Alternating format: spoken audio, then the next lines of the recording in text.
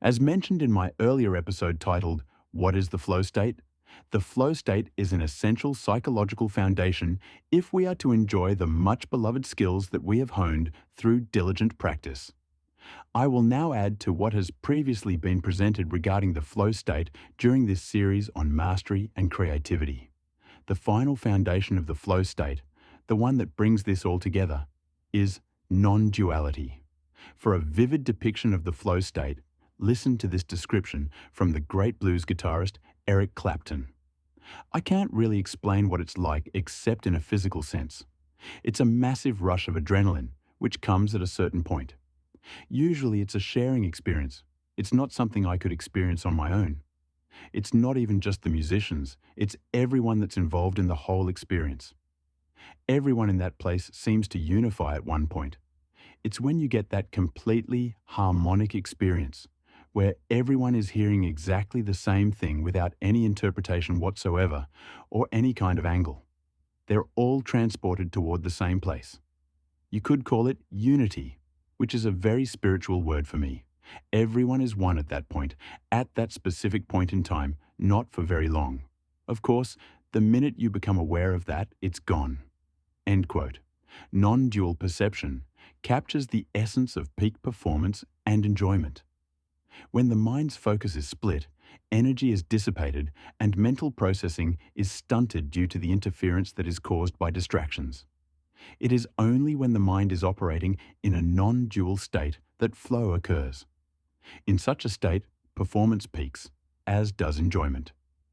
Non-dual action was perfectly described in Timothy Galway's landmark work of sports psychology, The Inner Game of Tennis. Here, he uses the analogy of a cat hunting its prey. He writes, "Effortlessly alert, he crouches, gathering his relaxed muscles for the spring. Not thinking about when to jump, nor how he will push off with his hind legs to attain the proper distance, his mind is still and perfectly concentrated on his prey. No thought flashes into his consciousness of the possibility or consequences of missing his mark. He sees only bird. Suddenly, the bird takes off. At the same instant, the cat leaps. With perfect anticipation, he intercepts his dinner 2 feet off the ground. Perfectly, thoughtlessly executed action. And afterward, no self-congratulations, just the reward inherent in his action. The bird in his mouth." End quote. As this classic statement describes, non-dual action is effortless action. Although the movement may be swift and precise, on a psychological level, there is no effort being exerted. There is no sense of struggle. No display put on with the intention to impress. No thought of technique. No ideology. The person does not sense that the act is heroic in any way. As there is no sense of self, flow is an observerless state. The movement occurs via an automatic process without a motive to an end in mind. In many situations, an excessive attempt at conscious control of the activity would only interfere with performance. Rather than consciously thinking about technique, it would be far more effective to allow the activity to be executed by the instinctual reflexes, some of which are inherent in our nature and others that have been built through the process of mastery. Zen philosopher D.T. Suzuki said it with grace in his foreword to Zen in the art of archery. As soon as we reflect, deliberate, and conceptualize, the original unconsciousness is lost and a thought interferes. The arrow is off the string but does not fly straight to the target, nor does the target stand where it is. Calculation, which is miscalculation, sets in. Man is a thinking reed, but his best works are done when he is not calculating and thinking. Childlikeness has to be restored." End quote. Aside from enhanced performance, a further benefit of the non-dual state is that anxiety is reduced. Much of the time, anxiety results from running on split focus. Trying to execute a difficult activity while the mind is distracted by other thoughts, this seems to create a lot of nervous turbulence and anxiety. It may be that in these situations, anxiety is the body's way of getting our attention by making us uncomfortable with the way we're doing things, so that we will learn a more effective way of living. As if it were saying, "Hey, you're running 2 situations at once here. The one in your head and the one in front of you. This isn't easy for me. The artist can reduce such interference by remaining present. This is another reason why, as mentioned earlier, an artist does not necessarily benefit from being obsessed with his craft. When the craft moves from being an interest to being an obsession, that creates a duality in all other activities in the artist's life, as he will be constantly running on split focus while doing anything other than the craft itself. There may be benefits to such an obsession, but there comes a time to question whether the obsession is merely a form of escapism that is creating more problems than it's solving. This is certainly not to say that it's wrong for an artist to work diligently for long hours on his craft. But there is a difference between doing so with good reason and doing so out of an uncontrollable, and perhaps unwanted, obsession. We are now coming to the end of this series on mastery and creativity. On the surface, the process toward mastery may seem contrived. But the beauty becomes apparent when you realize that it's only in those moments when the artist has given up on the pursuit that sincere works then appear. Sincere action in any endeavor can only really happen spontaneously. If sincerity is made an aim, then that implies that the person doing the aiming is not sincere to begin with. And so, it is contradictory to make sincerity a goal. When sincerity is seen in a work of art, there is a sense of having sincerity contained, and with that comes a sense of security.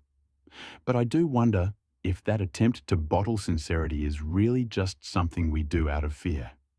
Maybe we are afraid to look for sincerity in the actions of everyday life, because, as the Buddhists have pointed out, when we search for purity, we have to distinguish between what is pure and what is not.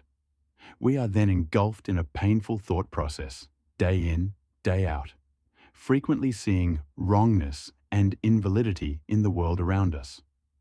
Albert Einstein wrote, "One of the strongest motives that lead men to art and science is escape from everyday life with its painful crudity and hopeless dreariness.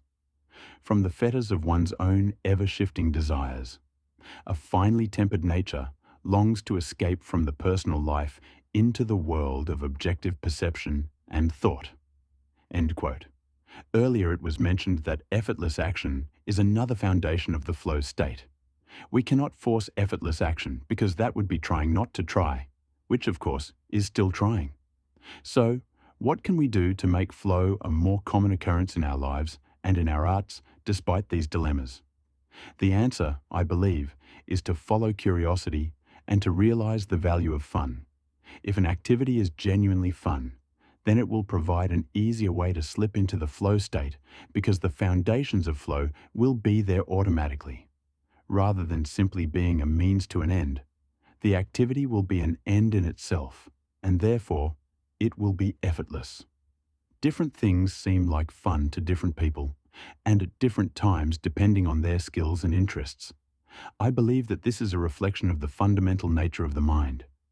It seems to me that the unconscious sorts out what would be the best opportunity to explore next. But it can't deliver the answer in clear and logical language because the explanation may be too complex to put into words. So instead, the unconscious mind delivers its brain mail in the form of an intuitive sensation. And, when it comes to creative pursuits and artistry, that brain mail is a sense of curiosity and adventure. To follow that curiosity demands that one endures situations that are guaranteed to make a person look clumsy and feel a little out of place at first as they journey into the unknown. But who knows where that might lead?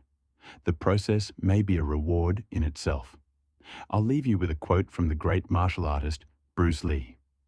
"To me, ultimately martial art means honestly expressing yourself. It is very difficult to do.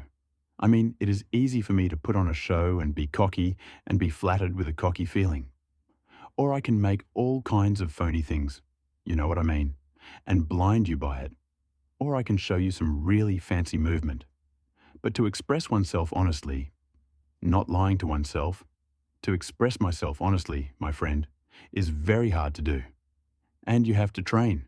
You have to keep your reflexes so that when you want it, it's there." That ends this series on mastery and flow. Please support this new channel by hitting like and subscribe. Thanks for listening. Mösen.